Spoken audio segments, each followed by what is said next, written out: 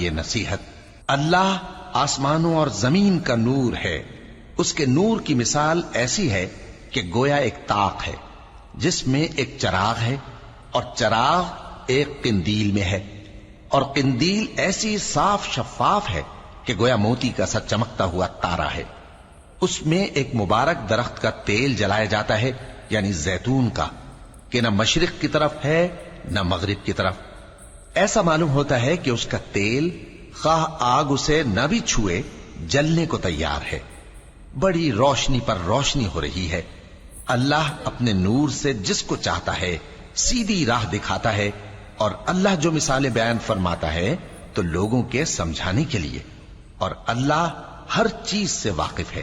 وہ قندیل ان گھروں میں ہے جن کے بارے میں اللہ نے ارشاد فرمایا ہے کہ بلند کیے جائیں اور وہاں اللہ کے نام کا ذکر کیا جائے، اور ان میں صبح